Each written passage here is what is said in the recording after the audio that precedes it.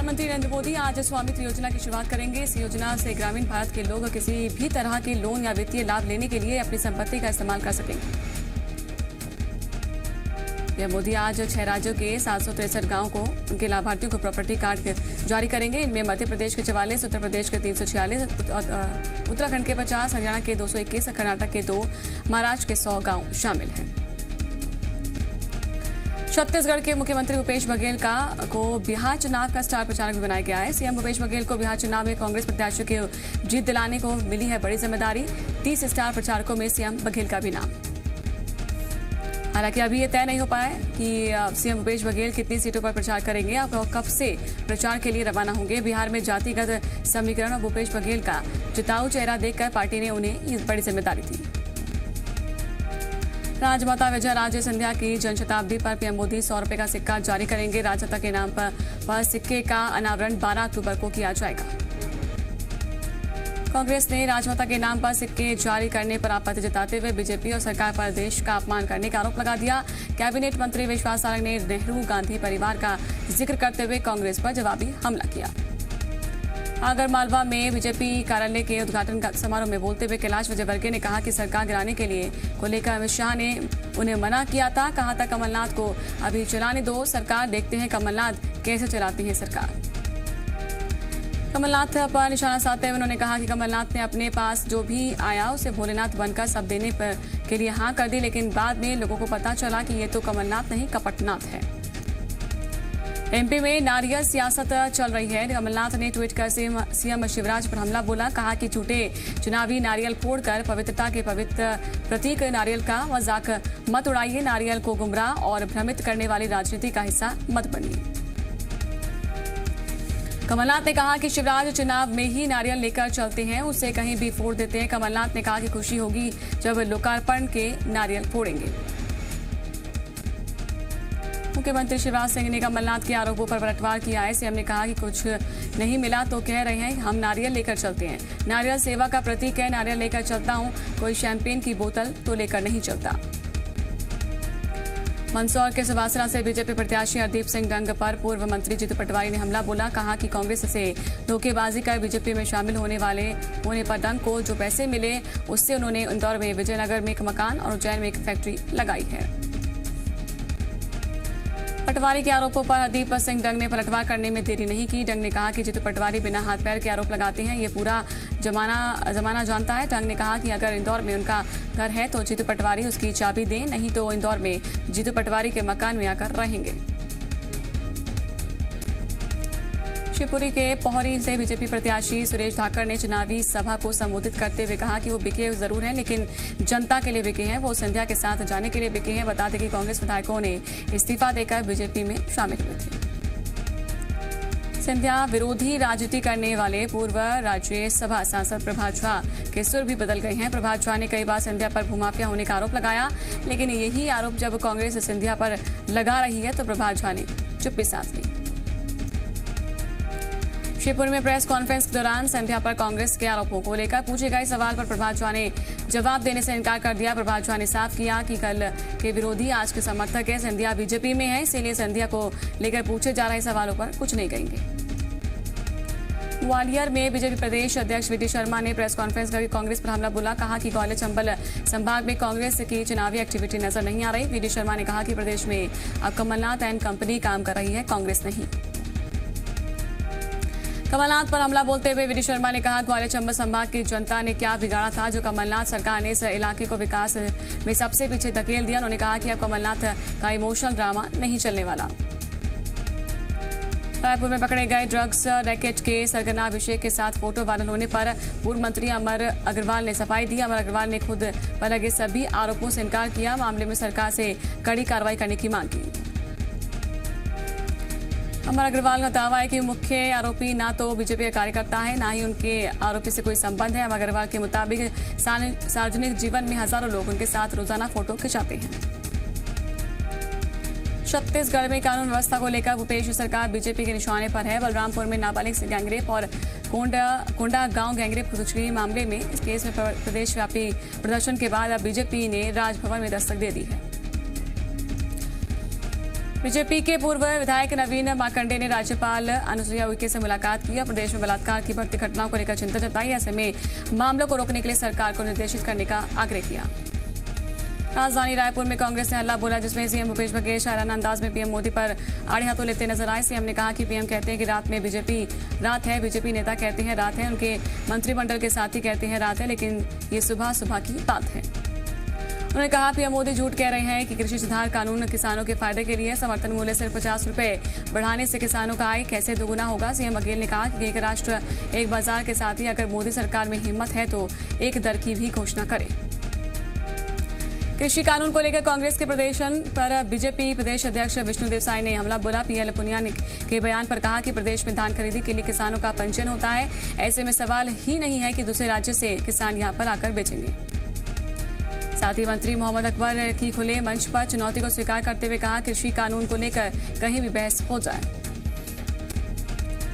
बेरोजगारी से परेशान एक युवक पत्नी के साथ सीएम आवास से पहुंच गया। मामला संदिग्ध लगने पर गेट पर मौजूद सुरक्षा कर्मियों ने फौरन उसे पकड़ लिया, जिसके बाद सिविल लाइन्स थाने ले जाकर उससे पूछताछ की गई। बताया जा रहा है कि युवक संविदा पर नौकरी कर रहा था, नौकरी चली गई तो इन सब बातों से वो परेशान था। घटना की सूचना मिलते ही सीएम के राजनीतिक सलाहकार विनोद वर्मा फौरन युवक से मिलने के लिए पहुंचे और उसकी समस्या को दूर करने का आश्वासन दिया। पूर्व मंत्री गौरीशंकर बिसेन का आय और जाति प्रमाण पत्र का मामला हाईकोर्ट में पहुंच गया है। हाईकोर्ट ने नोटिस जारी कर 4 हफ्ते में जवाब मांगा, जिस पर उन्होंने कहा कि याचिकाकर्ता किशोर स्मृति ऐसा करते हैं कि एक कोर्ट से मामला खारिज होने पर दूसरी कोर्ट पहुंच जाते हैं। गौरीशंकर बिसेन ने कहा कि जो आरोप है वो अनर्गल और मनगढ़ंत है। कोर्ट का नोटिस का जवाब दिया जाएगा। गौरीशंकर बिसेन ने बीजेपी के ग्वालियर पूर्व उपचुनाव के लिए प्रभारी बनाया गया है। अभी गौरीशंकर बिसेन चुनाव प्रचार देख रहे हैं। मध्य प्रदेश में कोरोना का कहर जारी है। प्रदेश में कल 1616 नए मरीज मिले, जिसके बाद से कोरोना के एक्टिव केस 15,612, कुल केस 1,45,245 पहुंच गए। कोरोना से कल 25 लोगों की मौत हो गई है। प्रदेश में अब तक 2,599 मरीज इस बीमारी से अपनी जान गंवा चुके हैं। नए मरीजों की बात करें तो इंदौर में 439, भोपाल से 234 और जबलपुर से 109 नए मरीज मिले। छत्तीसगढ़ में कोरोना कहर लगातार जारी है। प्रदेश में आज कोरोना के 2,688 नए मरीज मिले। इसके बाद से एक्टिव मरीजों की संख्या 27,369 हो गई। रायपुर से सबसे अधिक 328 से ज्यादा मरीज मिले हैं। यहाँ पर 7 कोरोना मरीजों की मौत भी हो गई। प्रदेश में अब तक 1,235 मरीज इस महामारी से अपनी जान गंवा चुके हैं। देश में कोरोना मरीजों का आंकड़ा 69,000 के पार पहुंचा है। वहीं पर अब तक 1,07,000 से ज्यादा लोगों की मौत हो गई। राजनांदगांव में एक बार फिर से नक्सलियों के नापाक मंसूबे नाकाम कर दिए गए। कोरवा गांव के पहाड़ी जंगल में पुलिस ने 5 किलो का IED बम बरामद किया। पुलिस के साथ मौजूद बम निरोधक दस्ते ने बम को मौके पर ही नष्ट कर दिया। ये बम गश्ती पर निकले कुछ सुरक्षा कर्मियों को नुकसान पहुंचाने के लिए बनाया गया था। बता दें कि राजनांदगांव में पिछले 18 दिनों में ये दूसरी बार है जब IED बम मिला है। नारायणपुर जिले के अबूझमाड़ के हिदवाया में नक्सलियों ने कोवाची परिवार के 3 सदस्यों को जान से मारने का फरमान सुनाया, जिससे डरकर 11 सदस्यीय परिवार रात में ही जंगल के रास्ते छिपते छिपाते नारायणपुर पहुंचा है। परिवार का एक बेटा पुलिस में है, जबकि जिसकी वजह से नक्सलियों ने पुलिस मुखबिरी के शक में जान से मारने की धमकी दी। IPL मैच पर सट्टा लगाते 4 सटोरियों को गिरफ्तार किया गया। आरोपियों से 63,09,000 रुपए की नकद बरामद हुए। अशोकनगर में किसान की खुदकुशी की कोशिश का मामला आया सामने। घटना अशोकनगर के बरखेड़ा गांव की है। बताया जा रहा है कि किसान कर्ज और फसल खराब होने की वजह से परेशान था। फिलहाल किसान का इलाज जिला अस्पताल में चल रहा है। बैतूल जिले के राजेंद्र नगर में मानसिक रूप से कमजोर युवक को ट्रांसफार्मर से करंट लग गया, जिसके बाद युवक को अस्पताल में भर्ती कराया गया है। युवक ट्रांसफार्मर पर चढ़कर केबल काट रहा था। इस दौरान उसे करंट लग के जोरदार झटका लगा, जिससे युवक नीचे गिर गया। गुना में जी मध्य प्रदेश छत्तीसगढ़ की खबर का असर हुआ। यहाँ पर चाचौड़ा में बिजली लाइन बिछाने के लिए इसके नाम पर आदिवासियों से पैसा वसूला जा रहा था। इस खबर को हमने प्रमुखता से दिखाया था। अधिकारी ने मौके का निरीक्षण किया। करीब 1.5 किलोमीटर तक 11 kV लाइन का तार बिछाने का काम शुरू करवा दिया गया। सागर में देवी थाना के ट्रेनी SI को बिना अनुमति गाड़ियों की चेकिंग करना महंगा पड़ गया। बता दें कि ट्रेनी एसआई यहां पर रेहड़ी देवरी के रोड पर डंपरों की चेकिंग कर रहा था। वाहन मालिकों ने एसपी से शिकायत की। ट्रेनी एसआई उनसे 500 रुपए से लेकर 50,000 रुपए तक की रकम मांग रहा था। जांजगीर चांपा जिले में कुपोषण की मार झेल रहे बच्चों को सुपोषित करने के लिए योजनाएं कारगर नहीं हो रही हैं। आंकड़ों के मुताबिक 2019 में 24,319 बच्चों को कुपोषित पाया गया। इनमें से अब तक केवल 4,329 बच्चे ही सुपोषित हैं।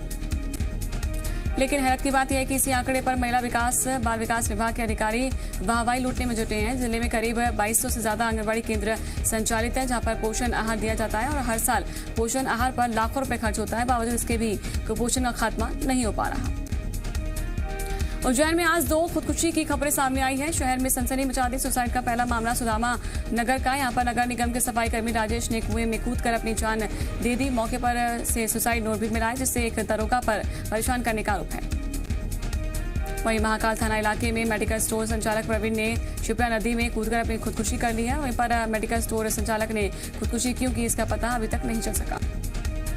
मंदसौर में 2,84,000 की कीमत का 142 किलो नशीला पदार्थ जब्त किया गया। पुलिस ने 4 आरोपियों को हिरासत में लिया। इंदौर में 4 दिन पहले हुई हत्या का पुलिस ने खुलासा किया है। पुलिस ने हत्या के आरोप में मृतक के 2 दोस्तों को गिरफ्तार किया। मामला देपालपुर के इलाके का है। 6 अक्टूबर की रात खेत में एक युवक का शव मिला था। पूछताछ में सामने आया कि कोरोना टेस्ट कराने के लिए लेकर युवक का अपने दोस्तों से विवाद हुआ था। इसके बाद दोनों दोस्तों ने उसे मौत के घाट उतार दिया।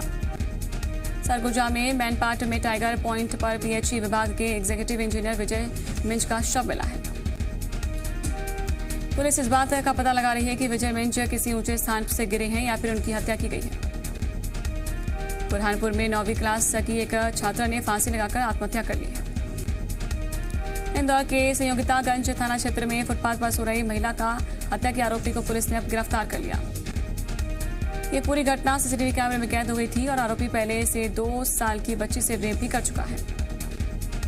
टीकमगढ़ के कुम्हेड़ी गांव में कल हुई हत्या के मामले में पुलिस ने 5 लोगों के खिलाफ हत्या का मामला दर्ज किया। बता दें कल सरपंच प्रतिनिधि और रोजगार सहायक समेत 5 लोगों पर लाठी से पीट कर युवक की हत्या का आरोप लगा था। कोरबा जिले में पुलिस ने एक सेक्स रैकेट का पर्दाफाश किया है। सूचना मिलने पर CSEB चौकी के पंप हाउस में पुलिस की टीम ने दबिश दी थी। असम के सभी सरकारी मदरसे संयुक्त संस्कृत स्कूल बंद होंगे। वहीं पर राज्य सरकार ने कहा कि जनता के पैसों से धार्मिक शिक्षा देने का प्रावधान नहीं। भारत में घुसने के फिराक में आतंकी LOC पर 250 से 300 आतंकी मौजूद नजर आए। मोहन भागवत के बयान पर ओवैसी का हमला, कहा हम खुश रहने की दौड़ में नहीं, सिर्फ अपने मौलिक अधिकार चाहते हैं। यूपी के हाथरस मामले में सीबीआई जांच को लेकर केंद्र सरकार की अधिसूचना जारी। सूत्रों के मुताबिक जांच में संबंधित सभी अस्पतालों के डॉक्टर और उनकी रिपोर्ट शामिल। दिल्ली में पिटाई के बाद मौत पर उठे सवाल, मृतक 2 राहुल की दोस्त ने जी न्यूज से की बातचीत। जम्मू के डोडा के जंगलों में आग भड़कने से अफरा तफरी मच गई। वनकर्मियों ने आग बुझाने का काम शुरू किया।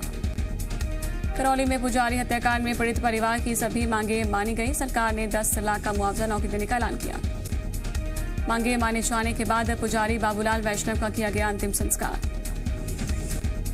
दिल्ली यूनिवर्सिटी ने जारी की पहली कट ऑफ लिस्ट, टूटे अब तक के सारे रिकॉर्ड। LSR कॉलेज में BA के 3 कोर्स के लिए कट ऑफ 100%। फ्रेंच ओपन में आज राफेल नडाल और नोवाक जोकोविच के बीच फाइनल मुकाबला होगा। गूगल पिक्सेल 4a भारत में लॉन्च। भारत में फोन की कीमत जो है 30,000 रुपए रखी गई। MCX पर सोना 50,500 रुपए निकला है। चांदी में 1,000 की तेजी दिखाई गई है। आज महानायक अमिताभ बच्चन का 78वां जन्मदिन है। फैंस दे रहे हैं अपने अपने अंदाज में शुभकामनाएं। पुनीत खन्ना डायरेक्टर फिल्म गिन्नी वेट्स सन्नी का दर्शकों पर नहीं चला जादू। देवों के देव महादेव फेम एक्ट्रेस पूजा बनर्जी ने बेटे को दिया है जन्म। एक बार फिर से पूजा और कुणाल परिवार के सामने करेंगे पारंपरिक शादी। 16 अक्टूबर को सिनेमाघरों में रिलीज होगी फिल्म खाली पीली। इससे पहले OTT प्लेटफॉर्म पर रिलीज हो चुकी है फिल्म। नॉर्थ कोरिया के तानाशाह किम जोंग ने एक मिलिट्री परेड को संबोधित करते हुए कहा कि ये सबसे अच्छी बात रही कि हमारे देश में कोरोना नहीं फैला।